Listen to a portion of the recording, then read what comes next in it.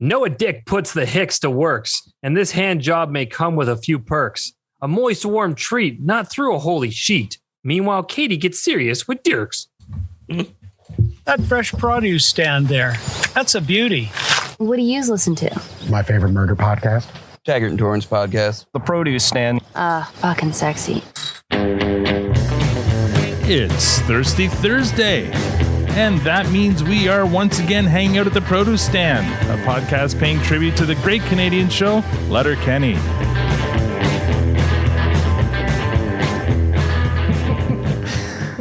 Now, I know what you're thinking. There are many other podcasts about Letterkenny out there, but this one won't say no to hand jobs. I'm Al, your host, and joining me in the room, as always, is the lovely Tanya. And online, we have Squirrely Matt and the Velvety Victor.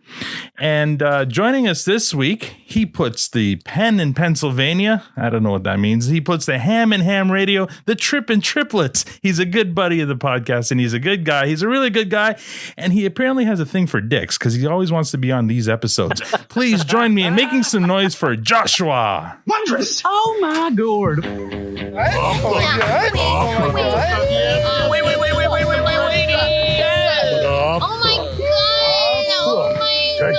Oh my god! I regret nothing! How can you beat an introduction like that? That's why it hasn't changed. Welcome back to the produce stand, Joshua. With great rhythm. With great rhythm. So explain yourself, Joshua. This is the second Dicks episode and the second Joshua episode. Coincidence? I think not. In my mind, they are some of the funniest episodes in the series. All right. Well, don't give away the ending just yet. Let's see here. How are you now? Tonight's lineup is going to be Victor, Tanya, Matt, Al, and our guest Joshua is going to have the last word. Victor, how's your week? Oh man, my week has been really crazy. It's been early mornings, late evenings. I've been having like 9 p.m. meetings, 5 a.m. meetings. Like it's been all over the map. It's been just one of those crazy. It's like juggling chainsaws lit on fire is what it's felt like this week. Interesting. So, yeah. So it's a bit challenging. Mm-hmm. So your week off seems like very far away now. Oh my God! Did that happen?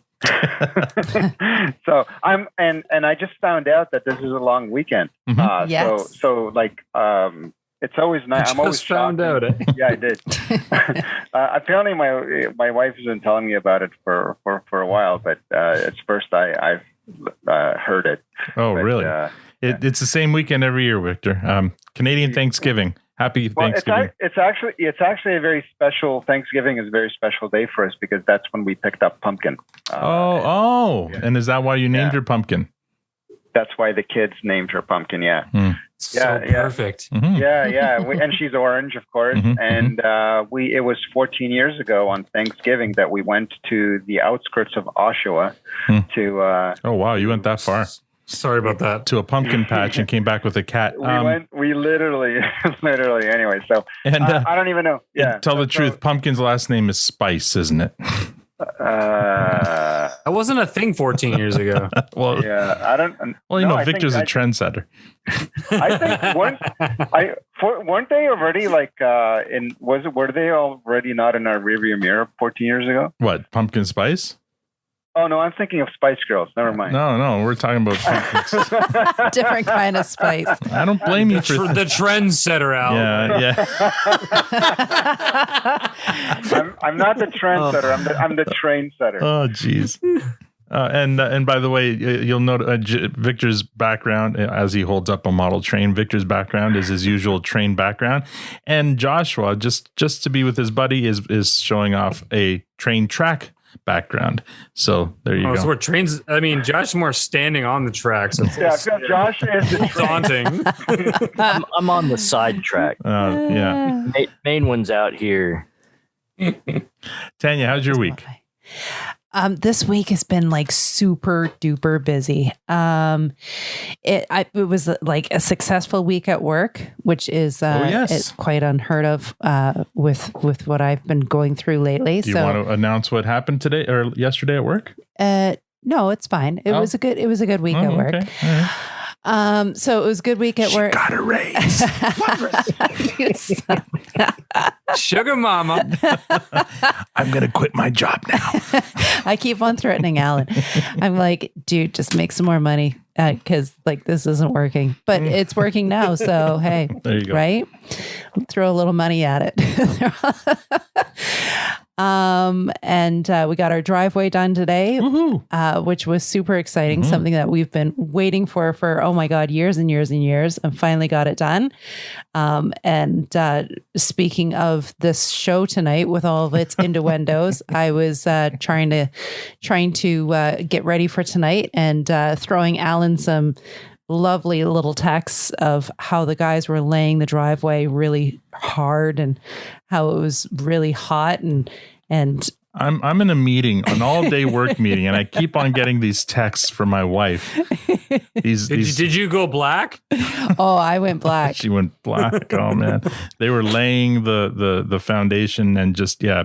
They were using their tools, and really driving it in. So it's nice and firm and hard. Yeah. And then somebody delivered a box for Tanya. And yeah. Anyway. They rang my bell, smiled at me and pointed at my box. Highly distracting. It was a little bit distracting for me today. Today once. Today once.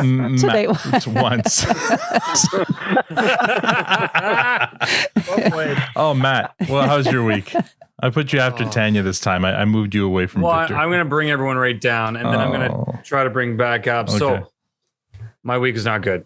I'll be honest. So let me lead. Okay. All the parents out there, I'm about to tell everyone's worst nightmare. But I'm going to lead with he is completely okay. Okay. So my middle child, Reese, got hit by a car on the weekend. What? Oh my God, Matt. While riding his bike. Oh my God, Matt. It was a fucking nightmare.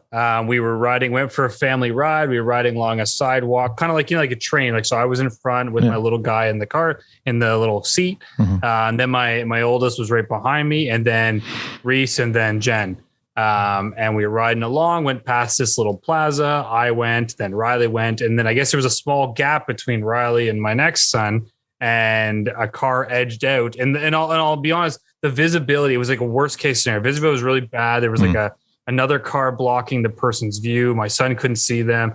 She wasn't going fast, but it was enough to edge out and knock him off his bike. But it was a very scary moment. We took him to the hospital just to make sure everything was cool. He's got a couple bruises on his knees, and he's wearing a helmet, right?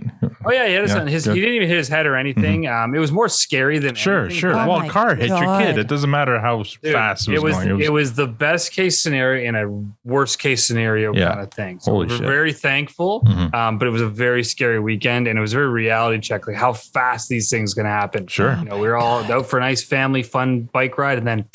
Like that and it all just changed, but we're happy Reese is okay. He's okay. Yeah, thanks. It was scary, man. Just be careful out there. You never know when these things can happen, and it's a big eye opener. On a more positive note, I'll spin that so I don't end on dark side. I know for those that are following along, I have a new neighbor that moved in. So somebody passed the audition, and the audition. Okay. And funny enough, of all the auditions I held, I didn't actually audition this person, but it worked out well. So we got all the things we didn't want. We didn't want a big family. We didn't want someone who was going to triplex this place out and rent it all to hell. It's just some single guy and his brother moving in, who was super. I wanted to hand the guy a Dos Equis because he might be the most interesting people I've met in a long time. He works in the film industry, which is really cool. Yeah. So cool. We'll layer that in about Letterkenny at some point. Maybe he knows people. Who knows? Yeah. He's like, this dude is like teaching and doing kayaking all over the world. I thought was really cool. Doing like aerial ski photography, like, oh wow. And then his brother's like a knife maker, and I don't know. There's just like every time I talk to him, I'm like, okay, like I don't want to tell you anything about me. Right. So you have another really dentist. You have another dentist living beside you there. Yeah. So it's kind of cool. Hopefully it works out. But so we got a new neighbor, and that's kind of fun. Nice. And it seems like it's going to be a positive thing. So that's exciting. Cool. Awesome. That's a better way to end it. Thank you, Matt.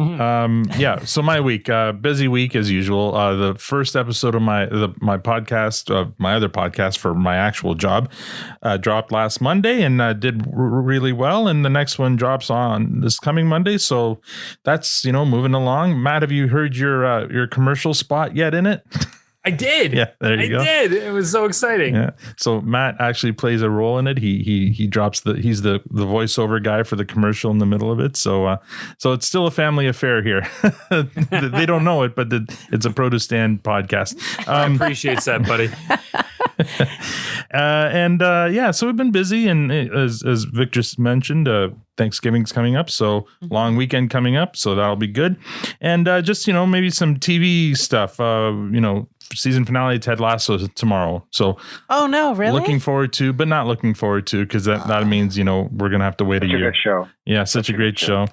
And also, but we did start watching season 2 of Sex Ed, which I'd forgotten how good that show was. The writing on that show. Yeah, it's really good. So we're maybe 4 episodes in or whatever. So cool. Don't say anything. It's on deck for me still. Yeah. No, my God, just love it. Love the timing of it. So far, season 2 is just as good as season 1. So I think you'll enjoy it. Yeah. Season 3, you mean, right? Oh, is it 3? Sorry, maybe it's 3. Yeah. Yeah. So that's been our week. Josh, how was your week? Oh, where to start? It's been crazy. Work's been nuts, working with China, Australia, Korea. So it's been some late nights. Oh, sounds like my job. Yeah, I can relate to Victor's pain there. That's been the last few weeks. But this week it has been quite as bad. Still dealing with an issue. I know I mentioned it on Discord. We had gone camping one weekend and came back to find one of our cats had passed while we were gone. Oh no! No, sorry about that. Our girls were upset over that, but we got past that. And it's just been working. We're getting ready to go have some fun at the fall festival over at the park. So I'll be over at the park starting next week for a week. For a busy weekend. So I'm looking forward to that. It's a lot of work, but it's a lot of fun too. So yeah, sounds like it. How far do you have to go to these, like the main parks that you seem to associate with? It's the same park. It's only about a 20-25 minute drive from home. So it's not far. That's it. Oh man. Yeah. If we didn't want to do any of that, we've always got to go like at least an hour and a half, 2 hours from where we are. No, I have probably within a 40-minute drive from here. I could hit 1, 2, 3, 4 different state parks, as well as Gettysburg, all the battlefields and everything are like a 40-45 minute drive. So wow. Fuck, it takes me 40 minutes just to get to Al's house. That's true, actually. And that's without traffic. With traffic, it's an hour and a half. Yeah, but we are country folk. Yeah. There are a lot of state parks in PA. Most people have one within a half hour to 45 minutes from their house. I think there's 122 state parks now. Yeah, that doesn't. They added. That doesn't surprise me. I remember driving through PA and it's endless forest, like just so much. It's so beautiful. Yeah, it's beautiful. A little bit of white knuckle driving though, because you just never know when an animal's gonna like a lot of windy roads, and you never know when an animal might walk out. A lot of cow pass out there. Yeah. So we always call it the cow pass. Yeah, I've spent a lot of time. That's where my dad does a lot of his hunting down near, just outside of Punxsutawney. So a friend of his has a big piece of land there. He's got tree stands set up all over it. Actually, the cabin that he has was built by Mennonites. Oh, so Schmellies? Yeah. Oh yeah, from Schmellies. So it's solid as hell, but no, it's great. It's a beautiful, beautiful state. Whenever I drive that distance, I really need a coffee. Tanya, do you need a coffee right now? Yes. Victor, do you need a coffee? I'd have a coffee. Matt, would you like a coffee? I'm surprised we're not having coffee right now. I love how you so seamlessly integrated. I love that you think that's seamless. All right, great. Because as you know, Diabolical coffee is now being served at the produce stand. It is devilishly good coffee at a diabolically awesome swag. There's a roast for all tastes, and even some you didn't know you wanted. And you can have whole bean, coarse, and standard grind, or espresso. Or if you're like Tanya and me, there's a K-Cup option for single cup brewers. And I mean, the duration of season 8, just one more episode. Well, 2 if you count 3. Sorry, if you count the the Dean. I hear three. Three, hear four, the 5, 7, 5. Three if you count. Really 6 episodes. We're like halfway through. If you count the recap and the Egg Hall social, I guess there's still a few episodes to go. During that, you can get 10% off using the promo code Produce Stand. You guys threw me off. Thanks a lot. That's 10% off all coffee and merch. Thank you, Diabolical Coffee, for your support this season. And speaking of support, we have 10 new Twitter followers.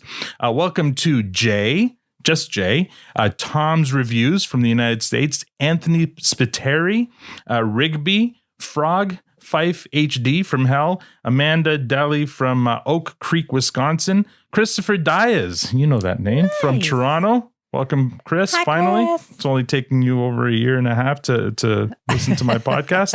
Christopher is the bass player for the Royal Pains. Joe Holmberg. He's living up to his name. Yeah. Yes, he's a Royal Pain. Joe Holmberg from Chattanooga, Tennessee. Chattanooga. And Gabba Ghoul. Thank you all for following and hopefully for listening. Previously on Letterkenny. Last week, we recapped and reviewed episode 5 of season 8, Yard Sale Saturday, and that episode was a unicorn, receiving a fresh rating from all of us. According to our scientific Twitter poll, 80% of you agreed with us, while 13.3 gave it a clearance, and 6.7 actually gave it a compost. Yeah, well, that might have been a slip. Maybe in stock trading, it's called the fat finger trade, where they meant to probably hit fresh and they hit compost instead. Sounds like someone's dick slipped out. Oh man. Tonight we recap and review episode 6 of season 8. Holy shit. Victor, have you done your homework? I did, with glee. Okay, Tanya, have you done your homework? You've only been talking about it all fucking day. Holy crap. Matt, have you done your homework? Again and again. Yeah, oh, jeez. Here we go. It's going to be a night. I've done my homework, yes. And I did it by proxy again today with my wife texting me every fucking 5 minutes. And Joshua, have you done your homework? I hammered that box. Oh, yeah, you did. Don't bore us. Get to the chorus. All right. We cold open at Modine's 3. Wayne and Rosie are having drinks at the bar. And they're overhearing a conversation between Gail, Bonnie McMurray, and Riley and Jonesy about which sports athletes wheel the most broadskis. Bonnie thinks it's basketball players. Case in point, Will Chamberlain claimed to have slept with 20,000 women. Jesus, yeah. Really? Yeah. No. Yeah. And Jonesy picks American football on account of them having the biggest teams. So you got to figure the highest gross. Bonnie says that gross is the operative term because some of those linesmen are offensive. Riley picks baseball players since they have the longest season of any sport, which means they're on the road the most. Giving them ample opportunity. Jonesy adds that they use the least amount of energy during their sport, giving them the most energy to wield broadskis. It's a surprisingly good argument by Riley and Jonesy. Rosie wonders why neither Riley and Jonesy picked hockey players. Well, they didn't pick hockey players because they didn't want to be obvious, because hockey players were the obvious pick, according to them. Well, hockey players at any level share a hotel room on the road. So it's like curfew, right? You're wheeling back before curfew just in time to catch your defense partner wheeling a road rocket. What then? Become his D partner. Stick to stick. Tape to tape. Can't leave. It's curfew. It's rude to stare. True. You couldn't, not acknowledge it. Can't beat him, join him. If you can't beat it, join in. Rather jerk off. So an opportunity for a hockey player to wheel very often turns into an opportunity for his teammate to wheel. With this in mind, hockey players wheel the most broadskis. Rosie offers up some trivia about how 100,000 condoms were handed out to athletes at the 2010 Vancouver Olympics. Wayne, of course, knew this. He added that 450,000 condoms were handed out at the Olympics in Rio. But back to the broadski wheeling discussion, Riley rests his case that hockey players wheel the most. You just got to respect the load code. Bonnie makes the mistake of asking what the load code is. The low code of the road. Don't get any brogered on your buddy. Mind your boner batter. Don't spray any spunky Brewster. There's fines for that. Fines? Same as there's fines for stepping on your logo in the dressing room on the carpet. Yeah, or letting your jersey touch the floor. Those are pretty common things, though. You're saying accidentally brogerting on your buddy is common enough for there to be fines in place for it? Load code. Load code of the road. That's kind of hot. Oh, Bonnie McMurray. And cue the theme. All right. Victor, what did you think of this cold open? It was great. I was mostly surprised when I heard Jonesy use gross in a proper context when explaining one of his analogies. Right, yes. Yeah, so I mean, for me, that stood out more than anything else. I thought, wait, that's too smart of a word for him in the right context. But yeah, no, never ever heard of load code before, so that was new information for me. I'm gonna guess that can't be a thing. It can't be a thing. I don't know. Why couldn't it be a thing? It could be a thing. Hockey players coming on each other by accident. Well, I mean, how do you do that by accident? None of us have lived that lifestyle. You're right. None of us We're not the most athletic of people. So, I don't know. I take exception to that as I take another swig of my beer. All right, so you enjoyed it. Tanya, what do you think of this cold open? I'm now that I'm seeing the numbers on your screen, I'm shocked by that much sex. Like 20,000 women. That can't be the thing, is it? No. I made note.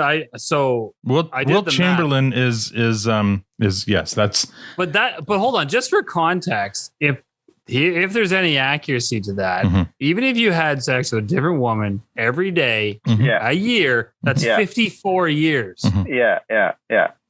That's just not possible. This goes back to the Christmas special where they were like, the 25 days of Christmas, and can you whack off 25 times in a day? No, I call bullshit on that. I feel like it's probably some astronomical number, but it's not that. It's not that. I think that's an old wives' tale. That's crazy. It may be an urban legend, but it is a well-known urban legend about Wilt the Stilt Chamberlain. Sure. I'm sure he got busy everywhere he went, but it's not 20,000. Yeah. I'm shocked that Gail didn't say, "Oh yeah, I've been part of that team," or "I've been, this or that." Like she was like, "Yeah, no, I'd be." Well, she doesn't want to be just another number. Yeah, she wants to be the number. Yeah, 68. So you owe her one. Matt. Did you just come up with that? That was a Gil. Was That's a that Gil a Gil? line. Yeah. Come on. You don't remember. You need Gale and then missed it. This is why you have to watch Letterkenny over and over and over again. So you remember these jokes. Do it again and again. Matt, and again. what did you think of this cold open? It was fantastic. Like, and I mean, you guys are giving Riley and Jonesy a hard time here, but listen, their track record shows if the topic isn't something they know, they're idiots. Yeah. But if it's on trend, including taking pictures, they surprisingly come out with some really smart analogies. Like their references were spot. Their reasoning behind baseball was brilliant. I mean, that makes the most sense to me. Like they were right on, and this is their topic. They know this shit. Even though they're doing their thing, they excel in these moments. You take them out of this, they're dead in the water. So I thought they used it well. And I like that Bonnie McMurray was the main antagonizer in this one. And then her final, that's hot. Like I loved it. I thought the whole scene played out really well. And it was a great opening. All right. I'm going to say it was just okay. It was not neither good nor bad. This cold open is nowhere near my top 10. Maybe not even my top 20. I said that. No, I'm just saying, like, I'm just rating, like, it was fine. It wasn't horrible, but it didn't make me laugh a whole lot. It was just fine. I didn't, there was nothing. You don't want to climax during a cold open. Right? It's supposed to set the scene.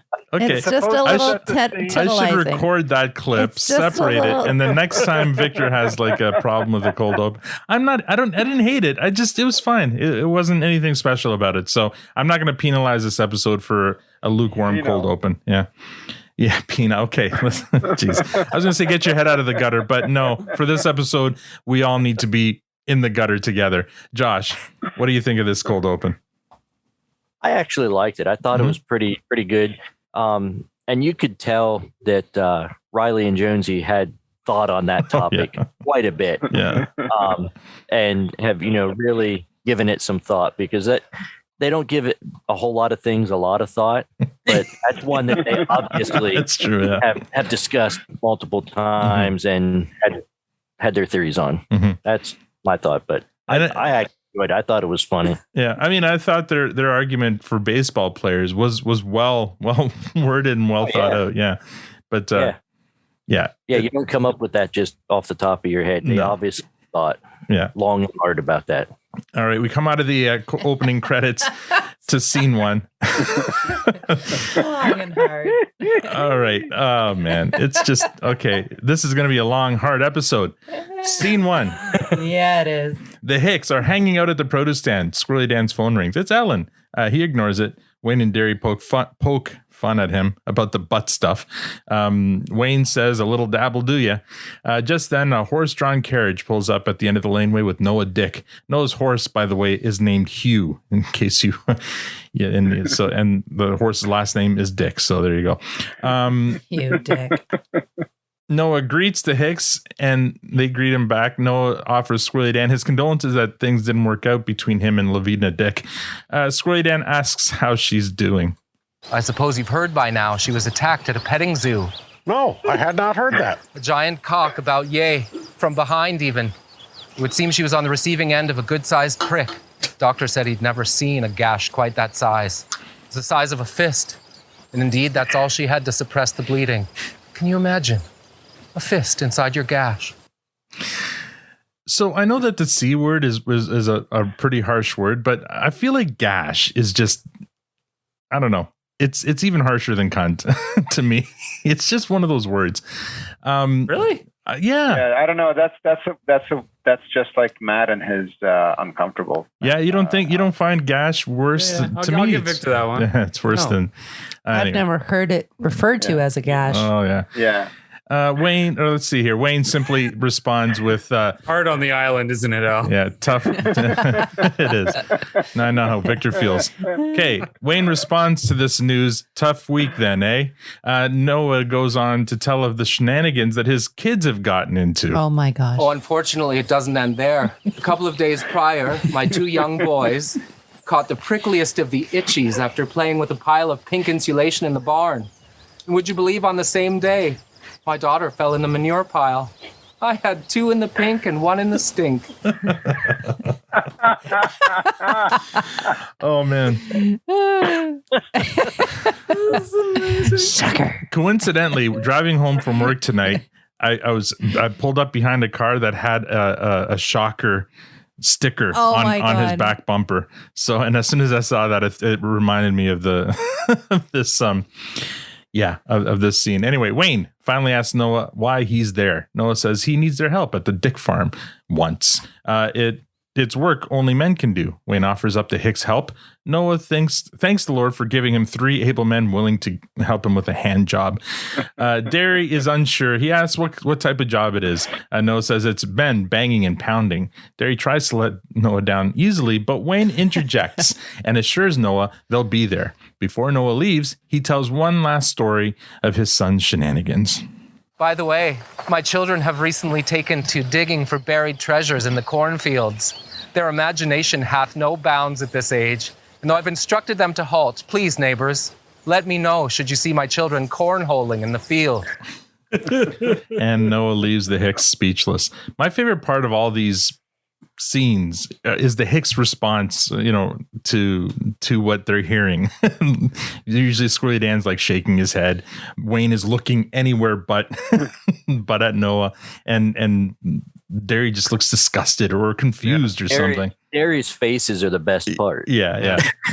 And Wayne's just hurrying it along. Okay, next. Like, just moving on. Yeah. Next scene. At Modine's 3, Bonnie notices Dierks at the bar and asks Gail who the snack is. Gail informs her that it's Katy's snack. Bonnie moves on to the next person at the bar, Coach. His therapist told him he should get out of the house more and be around other people instead of at home by himself thinking about his dead wife, Barb. His therapist thinks he's a little obsessive. Coach laughs off the comment and complains about the lack of lumbar support in his barb stool. On the other side of the bar, Mia Sophia sidles up to Dierks to have a little flirt. What's up? What's up? I asked you first. I recall. I don't know who you are. Happen to have that information. Got a smoke? I do. Smoking's gross. Chit chat's really kind of all over the place. You waiting on somebody? Katy. Gaylor? Now, I know Dierks is supposed to be like a slime ball and stuff, but in this episode here, he's actually quite cool. I happen to have that information. That exchange was brilliant. Yeah, it was so good. Great exchange. And actually, all of his exchanges in this episode, I think, are really, really well acted. Katy sits beside Dierks, and that's Mia Sophia's cue to leave. Next scene. In the tractor shed, the Hicks are talking about heading over to the Dyck farm. Derry objects. Wayne and Squirrely Dan scold him for being kind of rude to Noah Dyck. You was half rude to Noah's earlier. I wasn't half rude. We're too half rude. If he was a 2010 Rihanna smash hit, you'd be rude boys. I wasn't half rude. Yeah, like if you were one of Santa's reindeers, you'd be Rudolph. I wasn't half rude. If he was an adorable child from an 80s sitcom, you'd be Rudy's Huxtables. I was an eighth rude, not half. Hey, who wrote techno smash hit Sandstorm? That rude. He was supposed to answer that. Oh, sorry.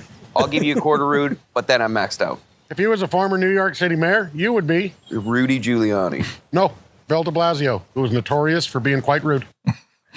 Derry finally admits he was A&W rude beer, but he heard something about nappers, and it might have something to do with what Noah wants from them. I hear Schmellies are trying to mix up the bloodline a wee bit. Squirrely adds that it's probably on account of generations and generations of inbreeding. Derry continues saying that the fathers go out and get dudes from outside the family to go over and fuck their daughters. This gets a great reaction from Wayne. How did you stay out of special ed running with an old wives' tale like that? Yes, it is. That is straight up life skills. Yes, it is. It happened in Dickskin. No, it never. Yes, it did. No, it never. Yes, it did. Okay, Derry, okay. Okay, Derry, I'm going to call Jim Dickens right now, and if I find out you're spinning a fucking yarn, you'll find me in a real bad mood. Wayne calls Dickens. It's the best line of the whole episode right there. How did stay out of special ed? How did you stay out of special ed? Yeah, it's great. Wayne calls Dickens and asks him if he was ever asked to fuck a Mennonite's daughter. Dickens says that no such thing happened to him, but he heard from an auctioneer who heard from his cousin. He was offered $500 by Schmelly to lay with his daughter. In the biblical sense, the Hicks are surprised you can get $500 from a napper. Wayne was thinking $2 maybe $250 tops. Dickens provides a little bit more detail.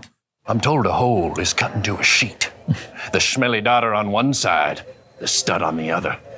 The stud then threads his penis through the hole and penetrates the awaiting Schmelly. Fucking how about it? Well, what's with the sheet? I'm told Schmellies remove all physical and visual contact, aside from penile, vaginal, of course, to keep the sex limited to procreation purposes and deter it from becoming a little more English, as they call it. Makes sense, I suppose. Hence the expression, put a little English on her. Well, that's some fun trivia. Yeah. Well, that's some fun trivia. They asked Dickens if his auctioneer buddy's cousin actually went through with the deal. Well, Derry, you're no auctioneer if you hear $500 and don't see $525. And once you've seen $525, well, you damn well better see $530. And if you've already seen $530, you know you're going to see $535. Dollar bill looking at $545, $45, $545. We got $545 in the house. We're looking at $545. I've got $500 and $550. We got $550 going once. Thanks, Jim. Sold. just then Squirrely Dan gets a call from Ellen again, and again he ignores it, and again Wayne says, "Little dab will do ya." Next scene, back at the produce stand, the Hicks are hanging out before heading over to Dyck's farm. Thus begins the trial of Derry the milkman. Wayne stands up for his examination. Well, let's say it's true. Dickens's auctioneer buddy's auctioneer cousin was approached by a napper at a farmer's market, offering him $500 to procreate with his daughter. $500 better than a kick in the pants. You're lucky you get $500 from a napper. Yeah, see, I was thinking $2, $250 toss. But Derry, what makes you think all nappers do this? Objections. Yeah? Derry is trying to establish a history and patterns of the behavior. Okay. He is not trying to suggest that all nappers do it. He is merely suggesting that maybe these nappers does. And is. Withdrawn, I'll rephrase. Derry. What compels you to think that that is what Noah Dyck was talking about today? Well, he said the job was men banging and pounding. Let the record show. Noah Dyck said many things today that could be misleading. I will allow it. I love it. Does Wayne look into the camera when he says that too? Let the record show. Noah Dyck said many things that could be misleading. I feel like... No, I think he just kind of brought his head up into the air kind of sky thing. It was well done, though. Wayne closes out his argument by getting Derry to agree that fucking they run. Then Squirrely Dan gets to cross-examine. Now, Daryl's, We all know you're a good guy. Objection. Where's he going with this? I'm just saying he's a good guy. He's a pretty good guy. You're a good guy. In your opinions, what's the percent chance that Noah would want one, some, or all of us to procreate with his daughters? Well, say she's 50-50. Now, what if it was with his sisters? Lavina did? Objection. Irrelevant. May I approach? I'll allow it. Squirrely Dan approaches Wayne and wonders if Derry wouldn't be a better match for Lavina Dyck. Wayne has had enough and he leaves for the Dyck farm. Next scene, back at Modine's 3, Coach continues to not obsess about over Barb. Gail offers him a menu, but he's cutting back on his barbohydrates. He's on a new rhubarb diet. Then asks Gail if she has a barbage can for his gum wrapper. Our attention turns back to Katy and Dierks, who are doing a little flirting. Great tits, eh? Yours? I know they're great. No confirmation required. Then, I'm like fucking Gretzky in here. I know where everybody is. gotcha. And you're talking to a fellow window shopper. It's not a crime. I do it all the time. Better look, don't touch. Cheap thrills. Never hurt nobody. Bing, bang, boom. You are very cool. Very cool. Very nice. Yeah? What are you gonna do about it? Next scene, the Hicks arrive at the Dyck farm and are greeted by Noah, Anita, and Lavina Dyck. Anita offers to show them Lavina's gash. The Hicks politely decline. And then Anita Dyck shows the Hicks her middle finger, which was bandaged. She cut it while chopping wood and spent the whole afternoon licking her own axe wound. Lavina offers up some lemonade to hydrate since the Hicks will be hammering box all afternoon. The Hicks will be building new feed boxes for the Dycks, who lost their boxes in a windstorm. Anita built one of the boxes herself, and she asks which one of the Hicks is going to pound her box. Noah screwed that box for hours yesterday, but he doesn't have the same stamina he once did. Noah asks Anita if their boys finished the 3 loads of hay. She says they only finished 1, and Noah thinks it's shameful that his sons left 2 loads on their mother. After one last story about one of their sons smashing hoes all afternoon in the barn, Anita bids her farewell and wishes them a good hand job and leaves.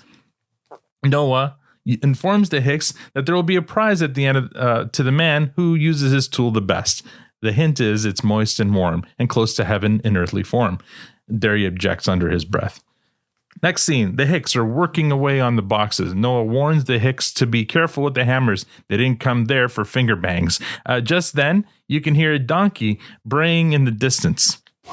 Did you hear that? It's Donald the donkey. Biggest ass you've ever seen. This donkey is so tall, in fact, it was just this summer that my boy finally managed to mount him. Took him 9 years to go up the ass. Did you know that donkey is considered to be a delicacy in some parts of the world? I was in Central America at a church supper and was offered it. While I hesitated at first, would you believe I love eating ass? I would eat ass all day, every day if I could. Oh boy. I think Joshua needs to take a breath. We need to pause here, regain our composure. You okay there, Josh? I'm good. Okay. I'm good. This is a bad night to have a drink sitting here. Oh man, I could eat ass all day. Okay. If he was Rob Ford, then he'd rather be eating snatch all day. Oh man. All right. To cut the tension, Wayne makes a lighthearted joke.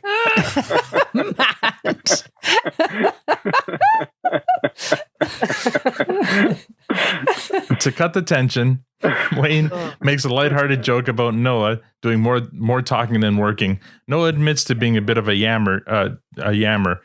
So he starts making small talk, asking Squirrely Dan if he has any genetic health issues in his family. Squirrely Dan says his second cousin, Jarrett, not Garrett, has an allergy to pollen. Noah asks Derry how often he partakes in the devil's nectar. Holy fuck, I can't say that. Nectar. Derry supposes he could drink a little less, but better the devil's nectar than the devil's dandruff. Noah turns to Wayne and asks him if he belongs to a gymnasium or is he just has good genes. Wayne responds, yeah, well, good genes means no belt, and he's the winner of the No Belt Peace Prize, and they all giggle. Noah leaves the Hicks for a moment, and they compare notes. What's that? Too much fun. I know. Yeah, too much fun. Noah leaves the Hicks for a moment and they compare notes. Derry feels like Noah's establishing a genetic pecking order, which Squirrely Dan thinks would make a good band name. Just as Derry is about to fake sick and make a break for it, Noah calls him to help Anita with a couple of loads. Next scene, back at Modine's 3, Coach is very drunk at the bar and starts ordering barbecue chicken. Our attention turns to Katy and Dierks while Katy lays the boundaries for their relationship. You ever heard the expression, everybody's always fucking somebody else? Oh, yeah. Words to live by. I agree. You fucking somebody else? I am. You are? I was. Okay. You haven't asked me if I'm coming or going.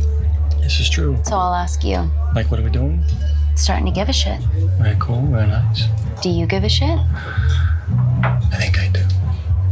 Well, if you give a shit, then you have to become a master of one. No more jack of all, that's the rule. Cool? Cool. Very cool. Very nice. And no pressure either way. If it's not me, Tits is right over there. Tits is everywhere. Gotcha. If you say you're in, you're in. But if you say you're in and you're not, We'll have every dude in Letterkenny lined up around the block for you.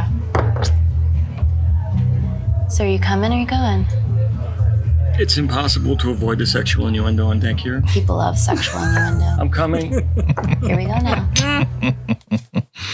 This whole episode is sexual innuendo.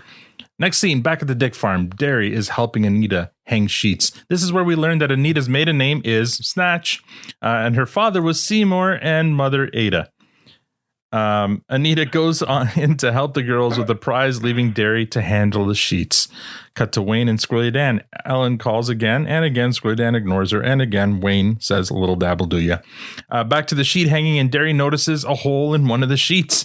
He sticks his head up to it and peeks through the hole, trying to get Wayne and Squirrely Dan's attention.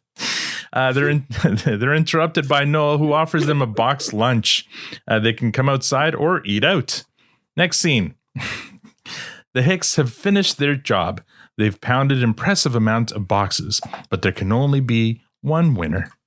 But Daryl, Anita and I have decided that it was your tool that was the most polished on this day, which means you've won the prize once. No bother. The sweetest prize a man could ever enjoy. Close your eyes. Good buddies? Girls, come on out.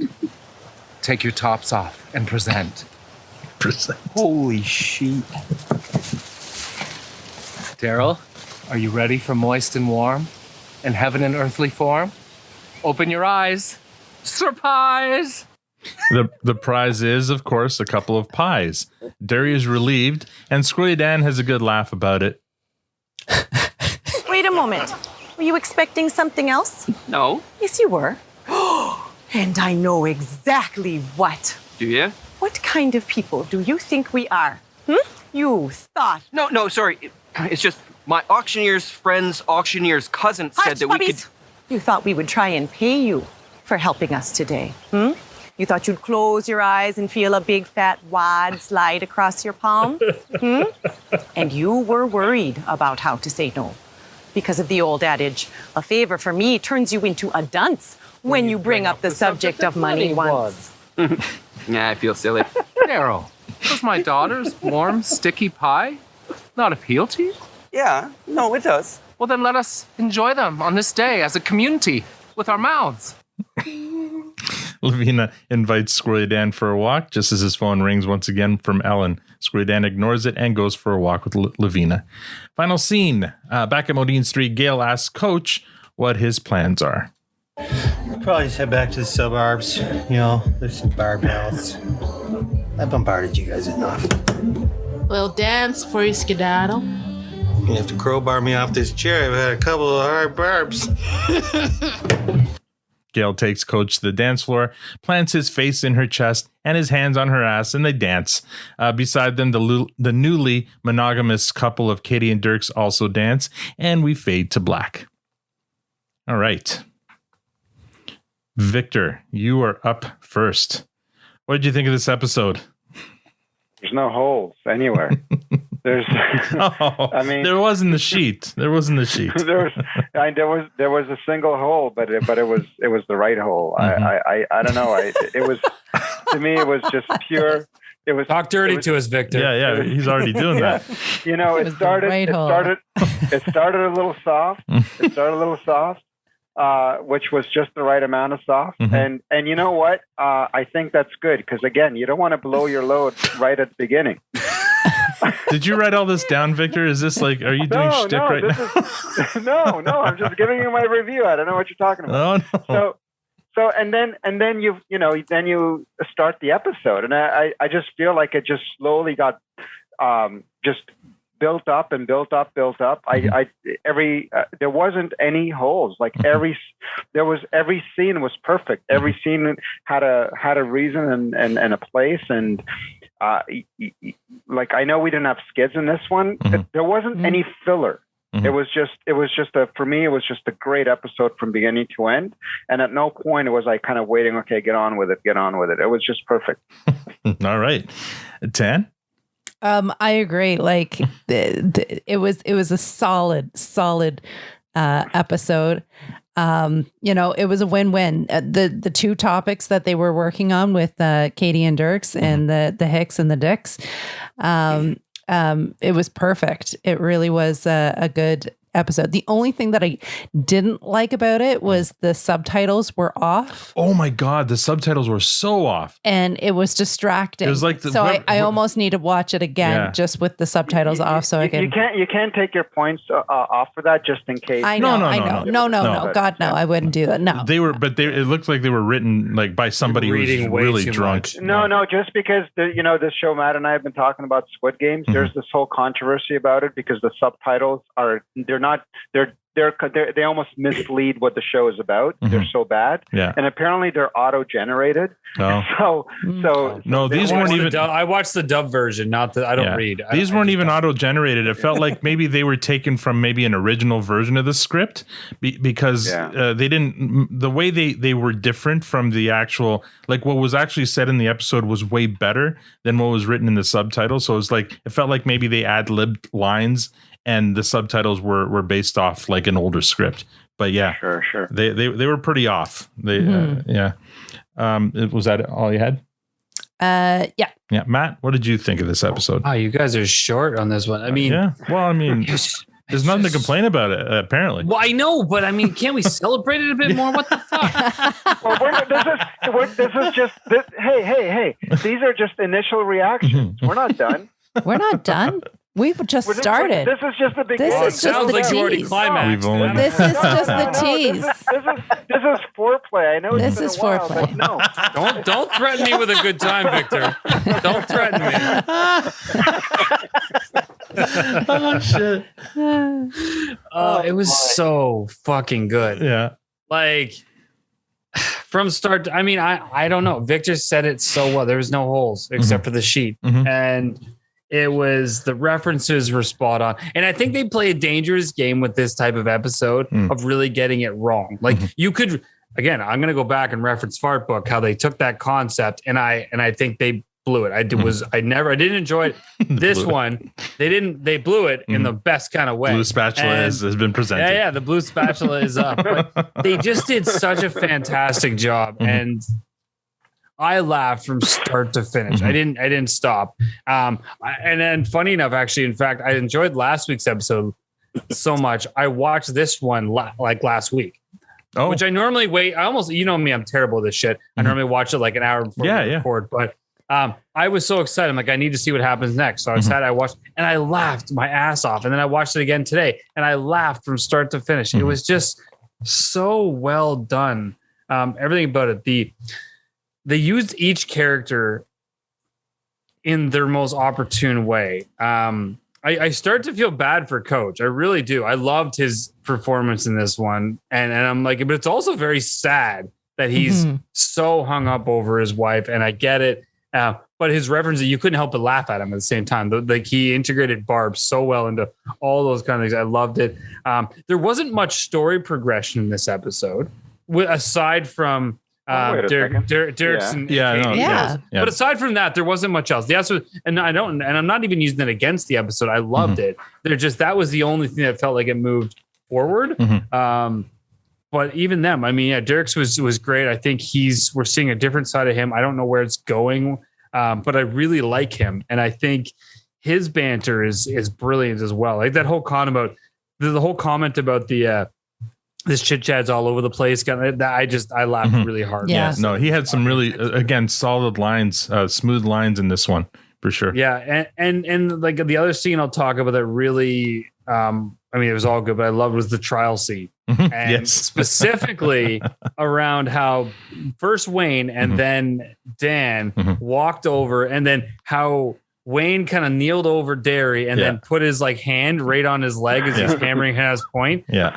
I loved it. And then Derry the same kind of gave him a little tap. I'm like, they were the physical comedy in this episode was just as strong as the dialogue. So I mean, this was just such a well-rounded episode, and I loved it from start to finish. Yeah, I mean, I can't disagree. Let's see.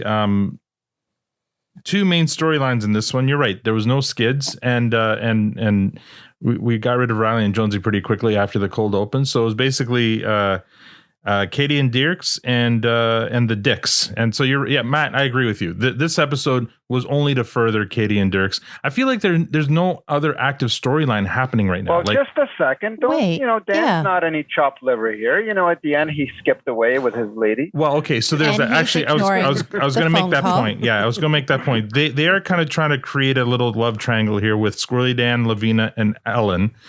I don't know if Ellen's been around long enough to garner that kind of love triangle thing, but yeah. So I thought he kind of pooped her out. I thought like she pooped her out. Anyway, so as much so as much as the cold open left me lukewarm, the rest of this episode was great. And yeah, Matt, you're right. They walk a fine line. The Dick innuendo, and this time it wasn't so much Dick innuendo, it was a lot of sex innuendo, which was a little bit different from the last time Noah Dick made an appearance. And I hope to God he makes appearances again, because their episodes are so good, so funny.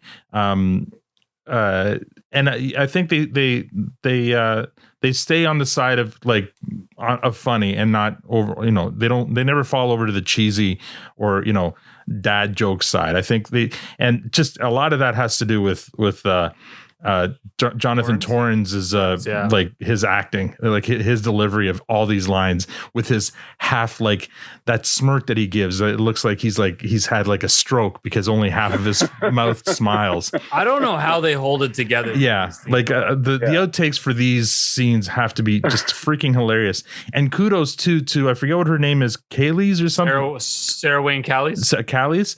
Anita Dick, like as much as Jonathan Torrens is great in this, I think she delivers even more absurd lines and scenes, and with such like intensity and anger. Like about her girls. Yeah. So she's really good. I've got to consider my MVP here, but yeah, it's great. I mean, I loved it. It was so much fun. There were no holes in this at all, other than the sheets.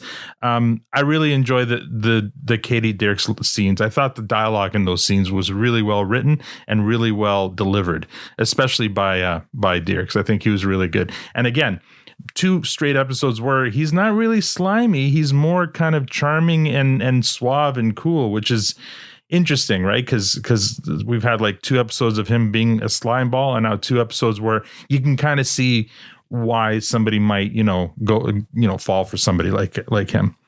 Josh, what would you think? Well, I can't say there was anything I didn't like about this episode. I don't care if there wasn't much of a storyline to anything.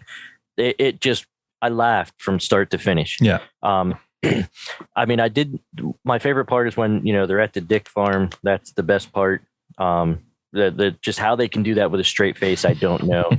But I did notice one thing there, in Anita's dress, when she's on the steps, there's actually a slit up the side of her dress. Her legs show. Oh. Mennonites and Amish do not let any skin show normally like that. So that part kind of stood out to me a little bit, but interesting. And whether it was a wardrobe malfunction or something intentional, could have been. I don't think it was intentional, but it was still kind of funny to me. And maybe it was intentional. I don't know. But even so, I was still laughing the whole time. And there is a reason why this episode and the other episode with the Dicks are some of my favorite episodes, because I laugh from the time they come on the show to the time they finish. The cold open, how could you not like it? I don't know what's wrong with you tonight, Al. I don't know if you need some more coffee. I didn't dislike it. It was yeah. I'd have a coffee. Maybe you need some of Tanya's wine there. I don't know. Maybe I'm just tired. Yeah. That could be too. Yeah. Riley and Jonesy, that's the best scene I've seen them in up to this point, as far as carrying on a conversation, especially with someone like Bonnie McMurray, and actually putting thought into what they are discussing. Most of the time it's just Riley and Jonesy being Riley and Jonesy. I don't know how else to explain that. But so I like that part of it. And I have to agree, the part where Derry's on trial. That's a good. Yeah, that's well done. It's so good. That overacting reminds me. There was, I think it was a cold open where they're in the kitchen and they do like a very dramatic scene where Wayne looks out the window and then Derry looks out the window behind Wayne and Squilly Dan looks out, like I forget what they're talking about, but it's Katy. Was it Katy? Yeah, it was a very overly dramatic scene, like kind of soap opera acting, and they did the same thing in this. Yeah, it was like the spelling bee or something. Yeah. Yes, that's what it was. Oh, it was, you're right. Yes. Yeah, it was a spelling bee. Yeah. He was recounting when Katy lost to Stewart. Yeah. Well done. Anything else, Joshua? No, I can't say anything bad about this episode. It was too funny to say anything bad about. All right, Victor, what rating do you give this episode? Withdrawn and I'll rephrase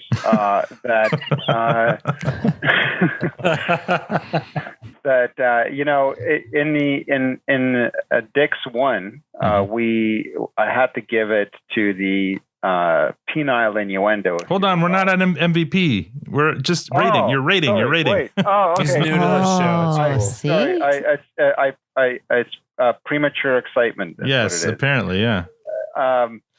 So what are we doing? This is the wow. This is why we don't let Victor go first very often. Where's that coffee? Do you give this episode a fresh, a clearance, or a compost? So remember, fresh is our highest. Yes, and compost is our lowest rating. Yeah, I mean, come on, let's be serious here. This is clearly a fresh. This is a fresh. It's probably going to be my number 2 because my. Are you in a hurry tonight? What the fuck? We're not there yet. We're not there yet. I'm just saying. All right. Anyway, fresh. Tanya, what do you give this episode? Unbelievable.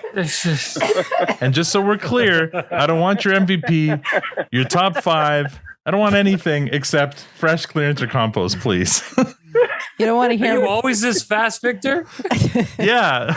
No, just because Al said he's just excited, okay, guys? You're the one who's giving Matt a hard time about climaxing too early and not like seriously and foreplay and all that stuff. Give the poor man a break. He's just excited, okay? He's excited. It's been a long time since we had Dicks on the show. He's distracted by the D. Boy with his first boner. Oh, God. Victor has gone through the refractory period, and he's already ready to go again. All right, Tanya. Do I get to talk more about the show? If you want. Or you do you, boo. Okay. You do you. Just make sure at the end of it, you give us 1 to 3 words: fresh, clearance, or compost. We will not let Victor object. I promise. We'll overrule. You can do interpretive dance as well. Yes, overruled, Victor. Overruled. The writers in the room must have died laughing on this episode because, like, just the 5 of us, you guys are just all dying. I have to say, I really did laugh out loud when she did. Yeah. when Mr. Dyck there referenced 2 in the pink, 1 in the stink. Oh my God, I did not see it coming, and then I'm like, they were in the barn with the pink insulation, and then all of a sudden 2 in the pink one. I just died. I laughed. Yeah, it was absolutely one of those laugh out loud episodes. Super funny, absolutely a fresh. It was solid from beginning to end. Okay, Matt, go ahead. Poop the party. Poop it. Why would I poop it? Listen, just stick your finger in it. By Donald the Donkey's dick. This is absolutely a fresh. Like, man, I haven't laughed this hard in a long time. And there's really, honestly, yeah, it's an easy fresh start to finish. Everything was saying is absolutely spot on. There's two moments I want to call out for two very different reasons, though. One, one of the funniest moments was Derry looking through the hole in the sheet. Yeah, that was great. That was a moment. They didn't need to say anything, and they didn't, and it sold that moment. Like Jen and I were both like in tears as he's going through, and they're all looking at him, and the look on all their like brilliant. The other moment, for a very different reason, and I think a good musical selection for that scene too, like the Mexican kind of whatever that was really well done. Well done. Yeah, they just sold that so well. And on the complete opposite side of the spectrum, I don't think we've given any credit, and I think we need to Gaylor for the one single reason. Coach, man, was having a hard time at that bar through that whole episode. We laughed at him, but the guy was going through hell. And at the end, when Gaylor gets out there and asks him to dance and pulls him out there, I loved her for that moment. I thought it brought her back and made her very human, took away all the jokes that we ever applied to Gail, and she just took care of Coach. He needed that, and I loved that she did it. So that was one of my favorite moments in the whole episode. Agreed.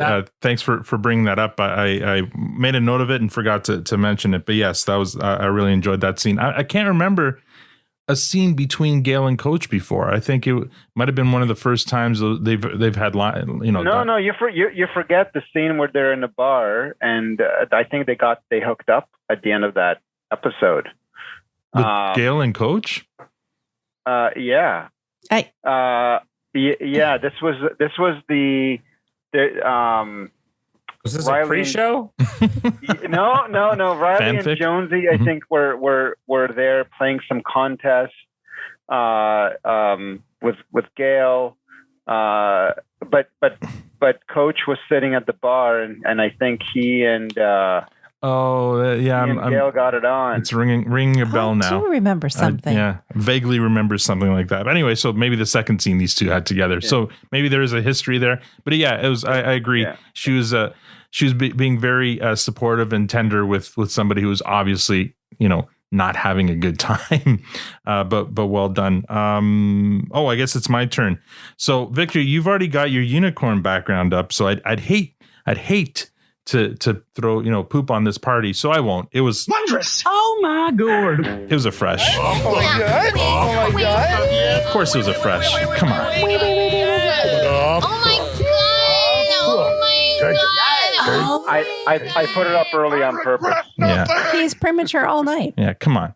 What are we even doing here? If this episode isn't a unicorn, if this episode isn't a fresh, I don't know what episode would be. This is great. It's so much fun. I enjoyed it. Obviously, the gripe with the cold open aside, it wasn't a gripe. I didn't hate it. it wasn't a strong one as others are. But everything else about it, the Coach storyline, the Katy and Dierks storyline, the Squirrely Dan, Lavina, the Dicks, even just Wayne and Rosie again, just hanging out, and seeing more relationship Wayne there and how they're, spending way more time together outside, like not just reading books. Just everything about this was a lot of fun. And anytime I hear Jonathan Torrance is writing an episode or is in an episode, it's going to be a strong episode. So did he write this episode? You know what? I don't see a writing credit on the Letterkenny thing, but I believe he wrote the first Dyck's episode. So I'm going to assume if he didn't write this episode, he co-wrote it or had a hand in it because he has a hand on the Dicks. There you go. He's in control of the Dicks. So Joshua, the pressure is off. We have quorum. We have a unicorn. So you don't need to give this a fresh. But what do you give this episode? Well, I can't give this one a fresh. I have to give it a freshly pounded box. Oh boy! one step up from fresh. I'll have to add that rating to our site. Old pounded box. Yeah.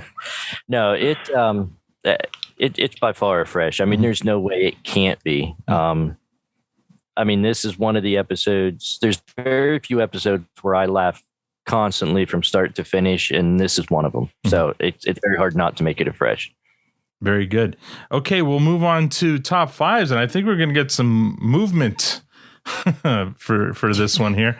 We'll start with Victor. Victor, does this make your top five? It does. It absolutely does. And the first one still has to stay on top because it was just, to this day it's my number one episode. But this becomes a number two. It's a perfect episode. There's just nothing. It's just perfect, and it has to be number two. So everything gets moved down. That means Letterkenny versus Penny is off your list. It's like every there's got to be a casualty there, unfortunately. But all it good. is what it is. Okay, Tanya, does this make your top five? I can't remember some of them anymore. I gotta go back and watch some things. Dick Slip Out has to stay on. Bush Party. I'm trying to remember. Fuss at a Golf. I remember that one was hilarious. Well, Valentine's Day is the reason Fart Book isn't on your list anymore. So, okay. Yeah, I think Fart Book needs to make a comeback to her list. Easy there. I did. It hurt me. It hurt me. Maybe Bush Party. Okay, so number five. Yeah. All right, Matt. Does this make your top five? So I'm going to be difficult here, and you're not going to change me on this. So yes, it does. My problem is I don't know where it's going to fit. Oh. So what I'm going to do is I'm going to commit to rewatch my top five between now and next week. Okay. And then next week. So there's a cliffhanger, guys. Okay, wait. You know what? You do know that there are 5 shows you need to watch, and you barely get one in before the episode drops. I'm just like saying, right? Well done. Yes. Sounds like you need to have a watch party. Yeah. Okay. Hilarious. I love coming out on Thursday night. Just you know what though? Just don't have a lemon party. You know what though? I'll allow it. Thank you. I thought my reasoning was only because he has a game plan. Seriously, there's a game coming. You presented a solution. Saying, I don't know. Can I have a top 6? Then maybe I wouldn't get it. But Shots fired again. You know what I thought you were going to do? I thought you were going to make the argument that because the Dicks slip out and this episode, or it's about Dicks, that you're going to hyphenate. You're like. That your number 3 wanted 2 dicks and one. Doesn't make any sense at all. You wanted 2 dicks in the same slot. I was going to object. I know what 5 means. You can't have. You can't I think 6. didn't Tanya try to do that one? Yeah, I think Tanya tried to. 6. Yeah, and I think Victor tried to do it once too. No. But anyway, all right. So. Where's your game? I thought your game was going to be. Let's guess what one Matt pulls out. Well, we can't do that. We can't do that. Ooh. We can't do that while Matt's listening, though, because we don't want to influence his decision. So maybe not gonna, I cannot be influenced. We can name his top 5, and then everybody gets to guess. Okay. Everyone, you know what? Maybe it'll be a Twitter. It'll be a Twitter poll. I'm going to make it a Twitter poll. Yeah, stick it on the poll. I'm going to make it a Twitter poll. I'm going to Which one will Matt drop? I see what you did there, Matt. Because Twitter doesn't allow me 5 options.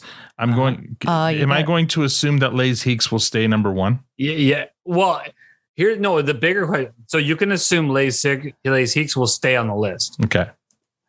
So then I'll see which of the other 4. Do we think you're going to knock off for? Okay, that's fair. Okay, cool. We'll do that. All right, for my top 5. Well, because it's about you this time, not Victor. My top 5. This might be number 6, so I don't think it makes my top 5. You can't do that. No, I know. Wow. So I'm not. It's not going to make my top 5. I think my top 5 is solid. Give him some of your wine. See, he needed a nap. You know what? If it had a stronger cold open, maybe it would make my top 5. But right now, my top 5. Have you been watching this show? My top. Have you seen my top 5? My top. Shut up with the blue spatula there, Victor. No, it doesn't make my top 5. Joshua, I know you've given us your top 5 before. I feel like it's changed. It has. So number 1 is still Dick Slip Out. Mm-hmm. Number 2 is Holy Sheet. Mm-hmm. Number 3 is Yard Sale Saturday. Oh, so yeah, lots changed. Yeah. And 4 is still Les Hicks. And number 5 is Relationships. Okay. See, I agree with most of those. I cannot. Mal, there's something wrong with you. You need to rewatch this episode or something. I enjoyed the episode. It's my number 6, but it does not beat. And we don't have a number 6 out. Exactly. So it's not on my top 5. So it's not on my top 5. All right. Let's move on to MVPs. Victor, now you can say what your MVP is for this. So like I was saying. Oh my gosh. Wait, Victor, So I was asked to withdraw. I am gonna say it again. When Dyck slipped out, I said that my MVP was the penile innuendo. Oh, it's gonna be one of these. And I could easily go back there again, but I don't want Matt to have a conniption. So I have to give it. And I was kind of thinking about Anita because she did such a great job. But Noah, he was the shepherd. He drove from the very beginning to the very end, like everything. Like he was delivering those lines with that stroke smile, and you just knew that it's taking all of his energy. It is taking every ounce of what he has in his body to not burst out. And maybe he did, and there's some gold out there that hopefully one day will be available for us. But my goodness, what great delivery. And it was, for me, like, just nothing is close. He was the shepherd. You know what we didn't talk about in our recap or in the reviews and stuff is, I mean, one of your favorites, Dickens, was in this episode too, and got no love from anybody, and he was pretty good. Listen, yeah, he was pretty good. He was pretty good, and he was perfect for that one spot. But I mean. We should definitely send him a call out, but Wayne had enough of him. He had to hang up on him. But yeah, no, he did great. He did great, but he's certainly not my MVP today. Today it's got to be Noah. Agreed. Yeah, Tanya. I'm going in the other direction. I just loved the banter between Dierks and Katy. I seriously super close to giving it to Dierks because he was very suave. I love how he addressed the whole tits girl coming up on him and oh my God, super funny. But you know what, my girl Katy, she still gets the VP from me because I love how she holds her own and she stands strong and she says what she wants and gets what she needs. There you go. Matt. Yeah. So I'll say I'm going with Noah. But this episode was really, really hard. I honestly, from the moment I watched the first time, the second time, and then through this whole thing, I still was kind of bantering back and forth because every single character delivered. You were jerking back and forth between characters. It was a rocky one. It was hard, and it was a long process to figure it out.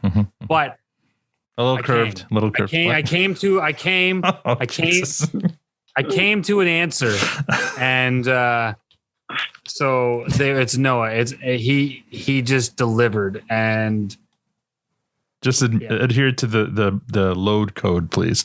Okay. Yeah. You came, and you saw. All right. And you ate ass. You came, you saw, you ate ass. All right.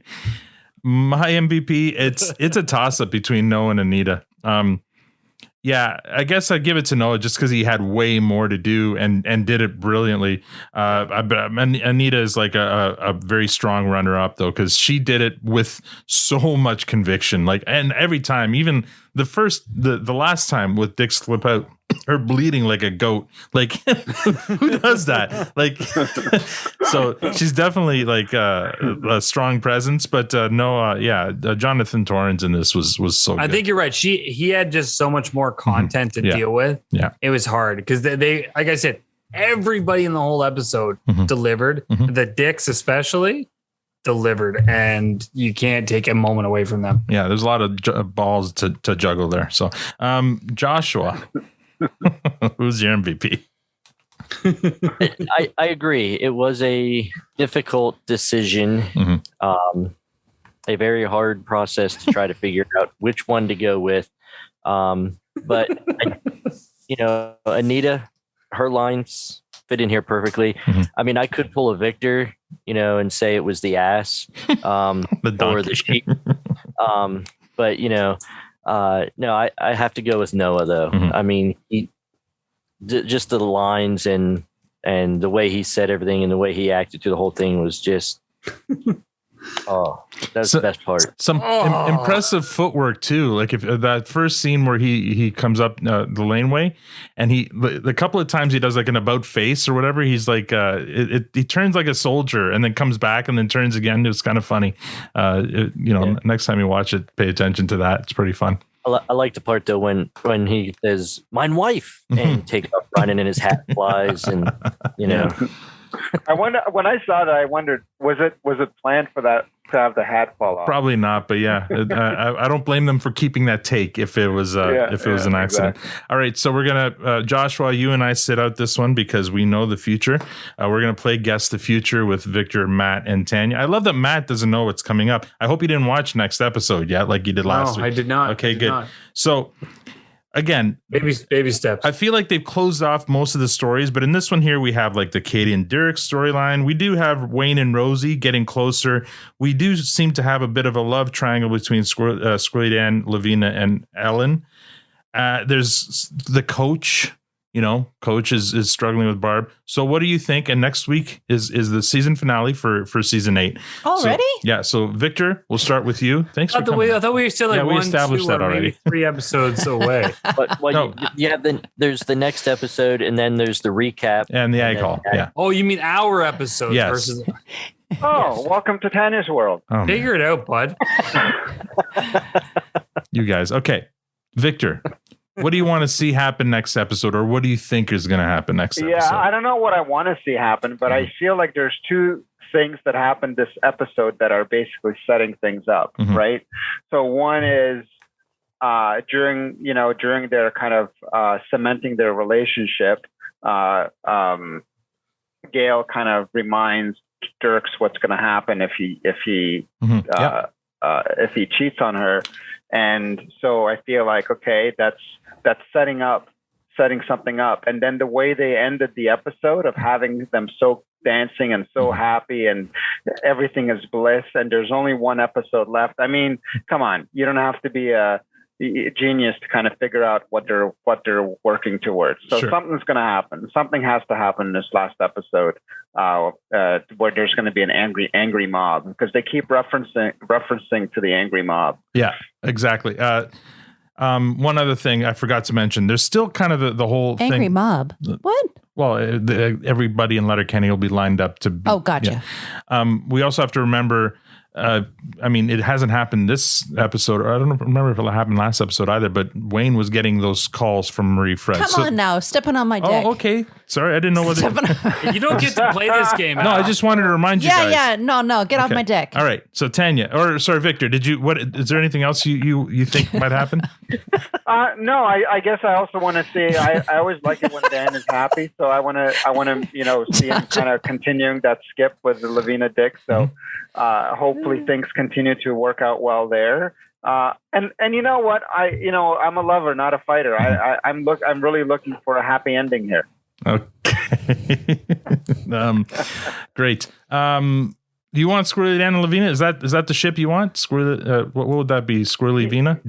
Squirrely Dina? Yeah, why not? Okay. It's better than ass play there, or whatever her name is. All right. Tanya. Such a prude. Her name's Ellen. Ellen, yes. She has a name, Victor. Poop poker. Ass play.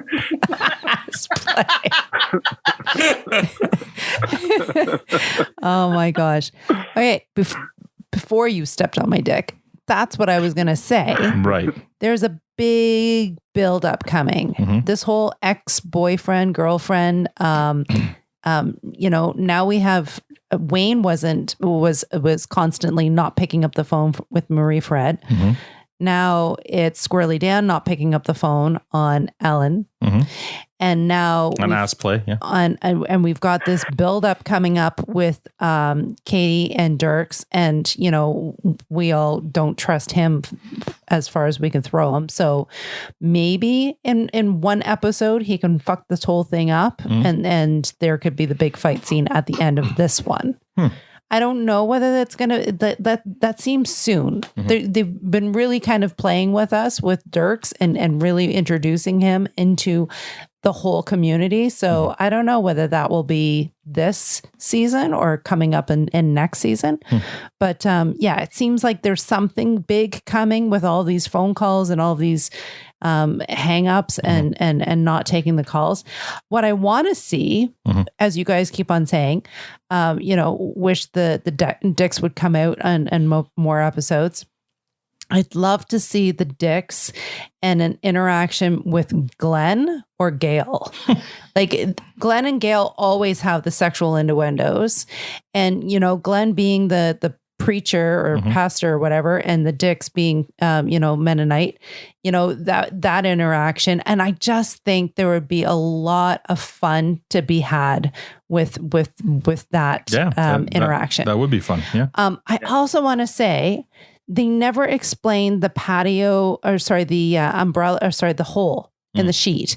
And I wish that they had instead of using the two barrels, that they had to use like a patio table with the umbrella and put it in the sheet to explain why the hole was there.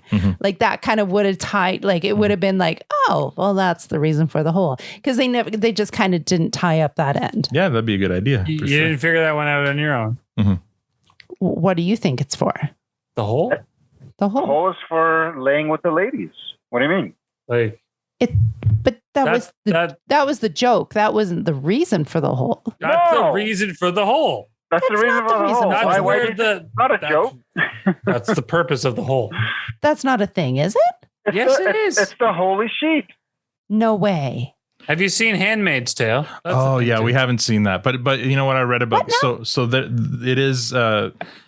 It's a thing. It's apparently a thing among certain very repressed religions. That's how they would have sex, is through a hole in the sheet. Yeah. It is. So they don't touch each other. Yeah. No. Yeah. I didn't know this either. It's not just the Mennonite thing. It's the glory various hole. religions that do that. No. I didn't know that. No, neither did I. I had to look that one up too. Okay. And Matt, what do you think is going to happen, or would you like to see happen? Yeah, I mean, you guys have all called it. I'm worried for Katy.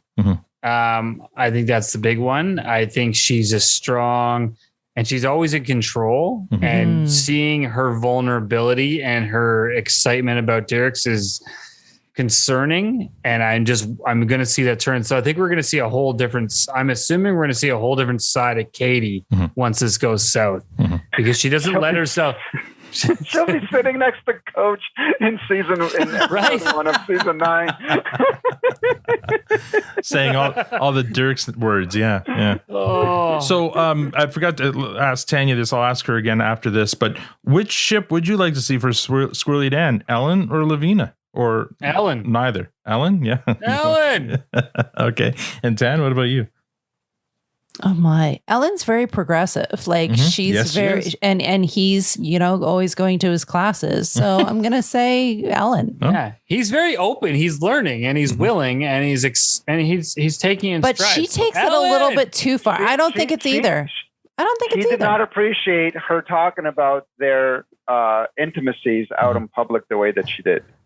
Yeah, but he talked about them himself. Like one goes too fast, one goes too slow. It's one thing when you do it by your choice, but she did it for him. I think she just called it out. I don't think she necessarily didn't appreciate it. I think she just called it out. He didn't react. He didn't react well to it. He's not ready yet. But she's still calling him every day. Dabble do you? Yeah, will do. Yeah. All right, we got to move on. We're running long here. Just not ready. Yes. Going on to listener comments, and we actually have 3 iTunes reviews this week, which is great. I didn't even ask for any. So first one here, 5 stars. Love this podcast. Just started listening to this podcast from the beginning. Now I'm at season 3, and I love it. When I listen for 3 hours at a time, I feel like I'm talking with old friends, and that plus the advertised content is what I'm here for. I love Letterkenny, and hearing the Canadian perspective and thoughts helps me to understand the show that I'm already super into. Pitter patter, my friends, and I hope to be fully caught up so I know what's going on with my buds in real time, even though my thoughts on Gross Point Blank weren't super appreciated. And that's from our new friend Brian Tan. That last part there. Brian is a host of a movie podcast, the Plotaholics, and I've been listening to it, and it's a great podcast. And they recently did a review of my all-time favorite movie, Gross Point Blank, and they didn't give it the best review, so I let them know, and that's what that part there is for. And by the way, I've actually been invited to be on their podcasts in November, and I'm going to be there to review Canadian Bacon with them, so that should be fun. Nice. Yes. Nice. So I'm looking forward to that. That's exciting. Yeah, looking forward to that. Next one, 5 stars the title is Surgical Precision. This gang's got Letterkenny downs to a science. I imagine I've watched the entire series about 5 times. I don't always agree with the ratings, but I love each point of view. Very entertaining, and that's from Glens and Sailor. And finally, another 5-star, just waiting for another episode to drop. By far my favorite podcast, plus it revolves around my favorite show. I learned something new each week, and I missed myself, which makes it all the better to go back and watch it again. Keep it up, Matt, Tanya, Al, and Victor. We know who her favorites are in what order, or whatever order it is next week. That's from RJ Growl Wolf. Yeah, it's great reviews. Thank you very much. And in the news, the only news I have, we're coming, regardless of how many episodes are left this season, we are coming to the end. So that means we're going to do the iTunes contest. And so Eric and I are talking about what that giveaway is going to look like. We'll have more details hopefully later. So if you want to be entered, everyone who's written us an iTunes review in the past is already automatically entered, including these 3 that I just read. But if you want to be included in the draw for 4 one-of-a-kind items, which are going to have Diabolical Coffee, Produce Stand, and perhaps a favorite quote from our podcast on it as well, write us an iTunes review over the next few weeks, and we'll do the draw at the Ag Hall Social for 4 of these items. We don't know what they are yet, but they will be awesome. So, final thoughts, Victor. Give them to us. Oh my goodness. This was so much fun. I don't know. Is it like once every 3 seasons or something with the Dicks? But what a joy. I feel like, has it really been 3 seasons since we had Josh on? It was 2 seasons. Okay. Anyway, yeah, I mean, what a joy this episode was. I just can't wait till the next time. I can't wait till next time. But that said, I mean, this season has been getting better with each episode. Yes, so far, like every episode has been better than the previous. And I think that's the first season like that, where it's a pure, upwards trajectory. Perfect upwards trajectory, exactly. And so with that notion, then we should even get even a better episode with the season finale. So I don't know how that's going to be possible, of course, but I just it was so much fun, so much fun. Too much fun, but Josh, I mean, it's good to have a train buddy on the show, and get somebody behind me and in front of me, and oh dear. London bridging Victor right now. Yes, that's right. It's a train sandwich. Oh dear. So thanks so much for coming.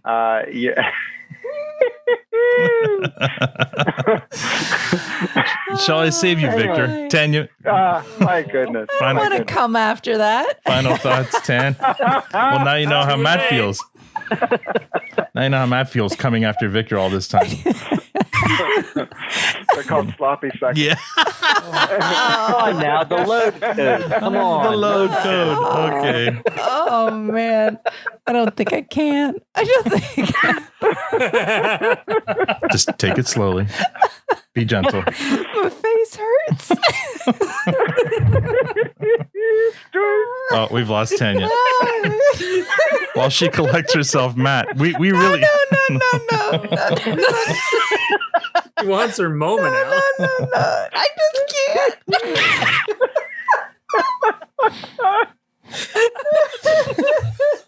Oh, shit. You gonna cry? And there are the tears. It's amazing. Ah, sugar. Okay. How do you Joshua. snap out of it like that? Oh my God. Okay. Joshua, thank you so much for coming on. I love that you come on when all the dicks are here. This is where the dicks hang out. Oh my God. Whew. That was a great episode. Oh my God. So much fun. So much laughter. I really wish, you know what? Sometimes I think I need to let go because I don't let go enough. And, we watch it and I try to keep it together. And yeah, I think because this one was definitely something that you could just let go and die laughing on. Such a super awesome episode. And it just keeps on going up and up and up and getting harder and harder to give those, composts to. Like, it's just solid, like hard, good stuff. Veiny, rigid. Yeah. Yeah. Awesome. Matt. Please. This is too much. Please save us. This is too much. Okay. So I'll try to keep it mature because I'm the responsible one here. Tell us how it is, Uncle Matt. Yeah. Uncle Matt is here. So, Josh, always a pleasure. I mean, it feels a little inappropriate. I'm still enjoying your jam on the daily, considering the episode, but it's great. So I thank you for that. Spreading his jam, are you? Mm-hmm. Spreading the jam is just been a hot topic. Slapping here. it all over the place, right? Sweet, warm jam. Yeah. The nectar, you would say, maybe. Nectar of heaven. I couldn't say nectar. The nectar of heaven. So much fucking. All right, let's wrap this up, people. Come on. Okay. All right. You ever just slip it in a bun? Yeah. One quick shout out to Trace, aka Troy. I forgot we had a weird interaction online today where I was talking about a rooster or a cock in the neighborhood that was making noise. I think he thinks I was being a metaphor. Trace, just so you know, I legitimately heard a rooster crowing in my neighborhood. You have a cock in your neighborhood? Oh my God. Allegedly. So well, two moved in next door. I wanted to set the record straight because I think we had an awkward banter through Twiffer there. I love cocks. I put one in my garden. Oh God! All right. Thank you, Matt. You just reminded me about something that I wanted to read at this episode. I know. So I got this amazing DM from Trace who told me about something that happened to him while he was at this music festival in Memphis. So I'm going to read it verbatim. I'm at the Memphis Music Festival to see the Avid Brothers. So I'm of course repping my Produce Stand t-shirt out here spreading the gospel. This girl comes up and says, "Hey, do you listen to those guys? Do you watch Letterkenny?" And he says, "Yes and yes." "Cool. I like them. Have you listened to all their episodes?" "Well, not to brag, but I've been on a couple of episodes." "Wait, are you the guy from Mississippi? The truck park guy? You were just on, right?" "Yep. One and the same. You're pretty funny."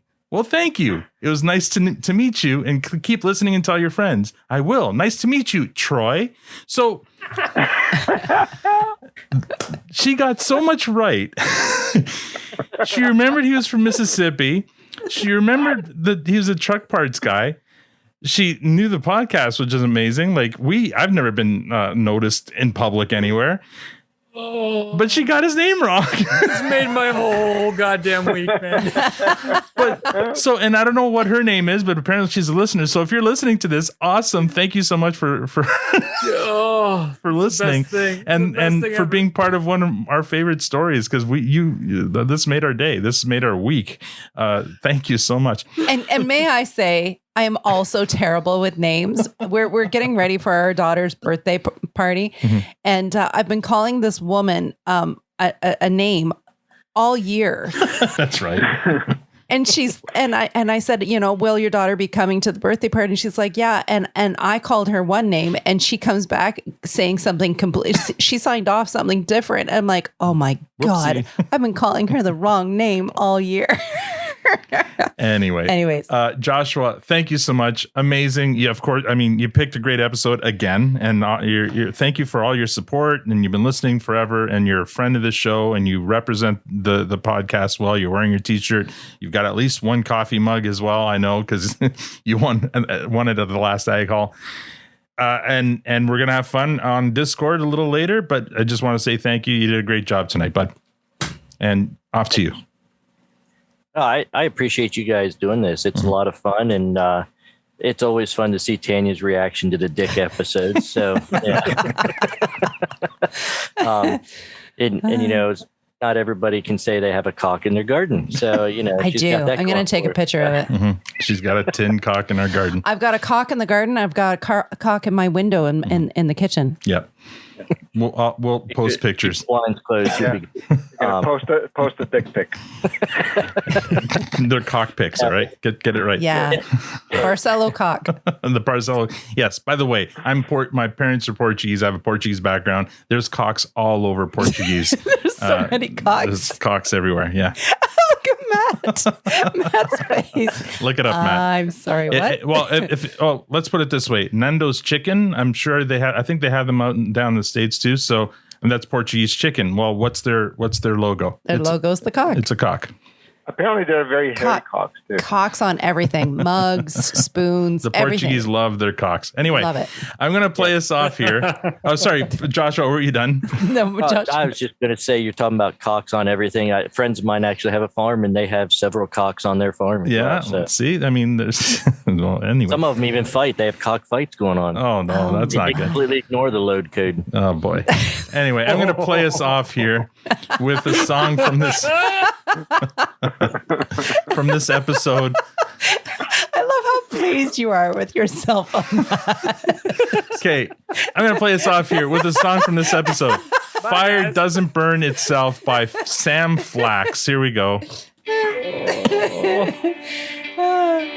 Oh, my face. Oh. This isn't the right song. Hold on. This is the song. I'm like, I know that song. This is the song.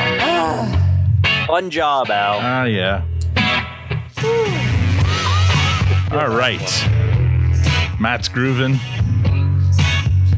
So is Victor. So is Josh. Here we go. And that's all we have for this episode. Join us next week as we recap and review the season finale of Season 8, Day Beers Day, with a new guest, Cool Breeze. So we're going to meet somebody new next week. Don't forget to give our sponsor, Diabolical Coffee, some love. They're at diabolicalcoffee.com. Right now, you can use a promo code ProduceStand for 10% off any purchase from their site. If you'd like to support the podcast, rate us on iTunes or become a patron. There's a Patreon link on our site or Twitter profile at ProduceStandPod. We're also on Facebook, Instagram, and TikTok at ProduceStandPod. Thanks for joining us. Now we're going to go screw and pound some boxes. And on behalf of Joshua, Matt, Victor, Tanya, and myself, thank you for listening and have a great week.